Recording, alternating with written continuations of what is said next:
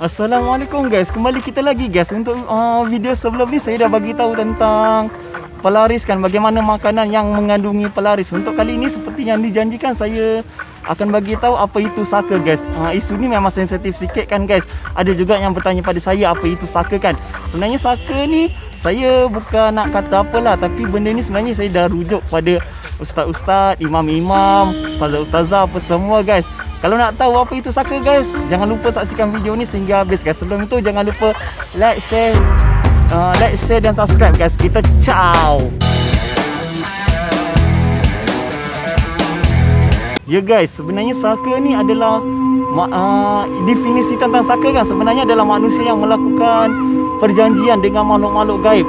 Perkataan saka ni bermula daripada pusaka. Jadi dia akan ambil ujung dia saja, saka. Jadi pusa dia tak akan ambil, jadi dia akan ambil pusaka. Jadi tu yang jadi kataan saka guys. Biasanya saka ni diwarisi oleh orang-orang terdahulu guys. Seperti contohnya menjaga rumah, kebun, keturunan, harta, zuriat, apa saja guys. Bahaya tau guys kat sini tentang saka ni. Saka ni ada macam-macam jenis dan macam-macam makhluk guys. Biasanya dia akan ada perjanjian, dua jenis perjanjian, sama ada sampai keturunan ketiga ataupun keturunan ketujuh guys. Sebenarnya dalam ahli keluarga tu tak ada siapa yang akan mengetahui orang yang mewarisi saka, seperti anak, cucu apa ataupun cicit. Biasanya yang akan mewarisi daripada orang terdahulu guys. Apabila orang terdahulu ni meninggal dunia, jadi saka ni akan turun tau. Bila saka ni turun, dia akan memilih. Di antara ciri-cirinya salah satu perempuan, yang kedua lemah semangat, dan yang ketiga ni yang jenis orang kata yang terlampau mencabar tau. Jadi benda ni lagi suka tau. Dia akan pergi pada manusia yang jenis macam ni guys. Dan orang yang mewarisi saka, dia tak akan tahu dia ada saka. Salah satu contoh lah, kalau kita nak tahu tubuh ada saka tak ada, kita dengarkan ayat ruqyah guys. Tak payah susah lah guys. Ambil ayat, seperti contoh kan, baca Yasin 3 kali berturut-turut, buat air Yasin, lepas tu minum air Yasin tersebut guys. Seandainya badan kalian panas guys, itu salah satu asbab lah kita seperti mewarisi saka. Jadi saka ni sebenarnya tak elok tau. Dalam Islam pun kita dah tahu kan, benda melakukan perjanjian dengan makhluk gaib ni tak elok guys. Sebenarnya yang melindungi kita adalah Allah SWT, bukan makhluk-makhluk gaib guys. Cuma orang-orang terdahulu lah cara mereka. Jadi bila kita masuk zaman moden ni, orang ramai tak percaya, tapi benda tu masih wujud lagi guys sampai zaman sekarang ni guys. Biasanya orang terdahulu akan memberi peliharaan mereka, yakni saka lah, makan, yakni pulut kuning, telur rebus, ayam panggang. Biasanya cara dia bagi makan kan, dia ada kat rumah tu ada sebuah bilik tau. Bilik tu tak boleh siapa-siapa masuk. Hanya tu orang yang tuan rumah sahajalah yang membeli saka sahaja yang boleh masuk. Dia tak akan bagi siapa, walaupun anak, isteri ataupun cucu ataupun ahli keluarga dia sendiri ataupun saudara mara. Itu salah satu lagi cara dia bagi makan. Dia akan pergi pada kat rumah dia mesti ada satu busut guys. Tipu kalau tak ada, mesti ada, dia akan letak kat atas busuk. Jadi dia akan tinggalkan makanan tu kat situ. Jadi saka tu akan pergi kat tepi dekat hidangan tersebut, dia akan makan. Seandainya lah orang yang mewarisi ni saka meninggal, saka ni akan turun, dia akan menurun pada anak, cucu atau cicit kan. Jadi apabila yang induk tunggal dah tak ada, cara saka ni makan adalah darah.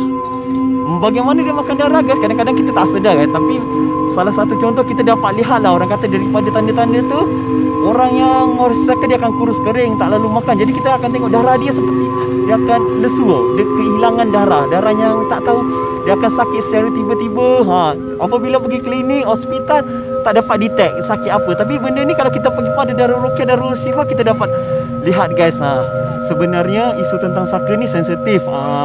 Saya takkan bagi tahu sekiranya tak ada yang bertanya, dan saya takkan cakap suka-suka tanpa saya merujuklah kepada imam-imam, ustazah. Jadi kat sini saya dapat definisi yang sebenar tau. Kadang-kadang orang tak nampak, tapi kalau saya nak ikutkan pengalaman saya secara tak sengaja, saka ni yang saya pernah nampak adalah harimau yang bertaring. Dia bukan lain tau, dia berbeza macam jin Islam, jin kafir ataupun korin yang ni kembar manusia ataupun kodam. Saka ni lain. Dia ada yang berbentuk harimau dan dia juga yang berbentuk ular guys. Tapi dia berbentuk dalam definisi yang lain, yang menyeramkan.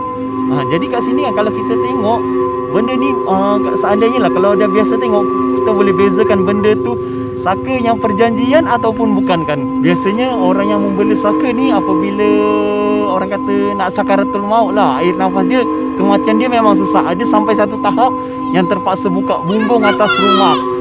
Kenapa buka bumbung atas rumah? Yakni maksudnya kat sini makhluk-makhluk yang ada kat dalam tu biar terbang keluar guys. Jadi kat sini insya-Allah orang tu akan dapat dengan izin Allah lah akan dapat meninggal lah. Ya guys, untuk isu saka ni sebenarnya sensitif sangat guys. Saya tak nak ulas lebih lanjut kan, sebab kadang-kadang ada setengah manusia yang boleh terima dan ada juga manusia yang tak boleh terima. Tapi saya dah bagi tahulah apa yang kalian nak tahu kan. Untuk minggu depan guys, saya akan bagi tahu apa sebenarnya orang bunian guys. Saya secara tak sengaja lah lillahi ta'ala pernah nampak bunian lah. Dia datang dengan pengawalnya. Waktu tu saya dekat sungai guys. Kalau nak tahu lebih lanjut guys, saksikan videonya yang akan datang guys. Kita ciao. Assalamualaikum.